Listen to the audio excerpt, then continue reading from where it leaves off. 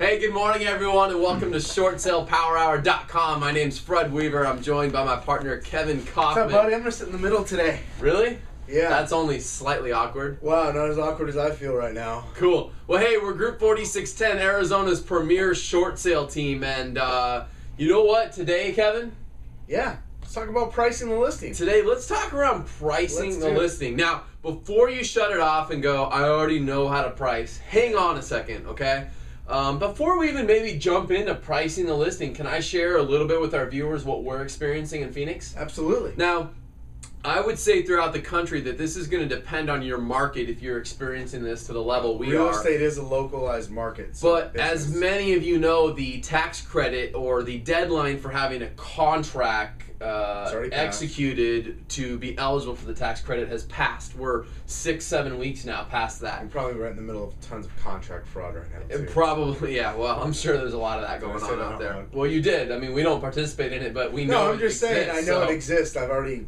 Yeah, it is what it is. People are always looking for a free way out. So what we're seeing actually right now in our market is a little bit less motivation when it comes to buyers right now. Right. And we're seeing a little bit less, even to a degree, some less motivation from homeowners. They really don't know what to believe right now. I don't think anybody knows what to believe right now. No, in our market, our sales were really strong January through April of this year. And they have extremely, I'm glad you moved over. You're welcome. So they've really slowed down recently. Right. And the inventory's starting to trickle back up. Yeah, well... And the reason I bring all that up is to say that as inventory goes up, that means that prices usually are going down. And when you see that trend, you tend to have some problems with pricing with the bank, meaning that they disagree with you on the value. And obviously I wasn't trying to like make this happen or create this, if you will, but no. I told you this kind of towards the end of last year. I said we're going to get into 2010, and in Arizona we're going to have a lot of the same challenges that we had with BPOs like we did in 2008. Yeah. Because of the fluctuation in the market, we're going to have some BPOs that don't line up with our offers, where we didn't have as much of a problem with that last year. Because the banks, if you don't know this, love to look at sold comps. Yeah. They think sold comps are great. Yeah. But we all know as real estate agents that sold comps just tell you what just happened. But if you really want to price ahead of the market and close homes, you've got to look at actives and pendings. You have to. If I'm dealing with an equity seller, I'm going to do as Gary Keller would say, which is tell them to price ahead of the market. Meaning that if there's some closed at 250, but there's some new actives on the market at 240 and 245, well, you better be better than 240. You better be better than 240 or 245. Only if you want to sell the house. Yeah, you got the price ahead of the market. So.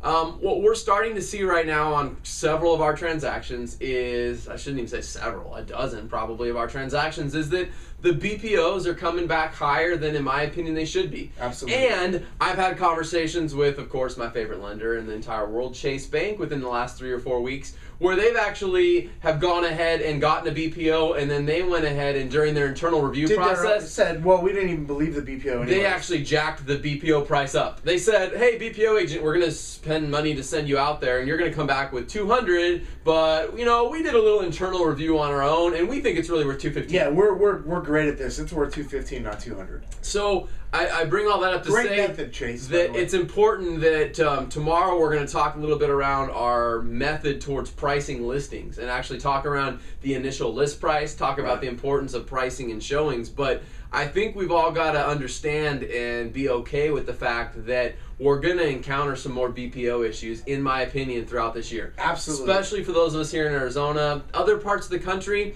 one of the things I've said before is some people say, well, I don't really have BPO problems. And I always ask where they're located when they say that. Because if you've got a market that's just appreciated maybe 10 or 15% from the height of where you were at one time. Then yeah, you're not going to have those kind of problems. Not a big deal. But when you've got homes like we do that $350,000 are owed against them and they're selling for $150 to $180. Well, I mean, I looked at one of our files today, Fred. They owe $125. We took a contract at $25,000. $125,000 was lent out. Wow, Kevin, you just rocked me with that one. And we sold it for $25,000. That actually will be our lowest short sale we've ever closed. Previous to that was our 29,000. 20. Oh, we did a 27. I apologize. But they only owed like 90 on that one, so that was no big deal. No big deal. No big deal. Wow. So I hope you guys are just. I'm just preparing you that you're going to be in for a few BPO battles. We have discussed how to dispute a BPO, so this episode isn't really about that. But we're going to talk around the importance of having a pricing history, an initial list price, so that when the bank comes at you and says, well, no, we really think it's worth $215, and you're like, your BPO is $200 and my offer's $190, that you've got some sort of justification and way to help the bank understand it's not really worth that. And you know what? I think the bank's going to make some mistakes, and I think they're going to foreclose on some properties. In fact, they do that all day long. But I wouldn't be surprised if it takes them a while to realize that in some parts of the country, I think we're going to start trekking down even more towards the end of this year and into 2011. Something tells me they're going to make a few more mistakes this year than last. Yeah, and I just happen to be a guy that stayed on top of, all the adjustable rate mortgages that are out there,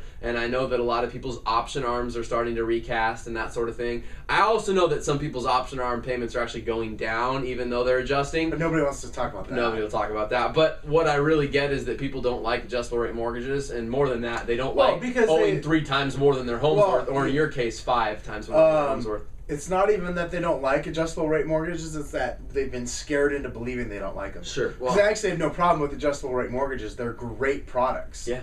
If you know how to use them. Sure. And, and if you're educated on the product. Yeah, and if you care about adjustable rate mortgages, you can go back and watch an episode we did one time where we actually explained. Early. That was back in the early days. Back in the early days. When we didn't just film on this ugly black boring couch with the same, Coming next week, though, videos for you live from Italy and Greece. Yeah, you're going to love Taped it. from Italy and Greece. Not live, whatever. Close it up, Kevin. Ready, guys? 1, 2, 3.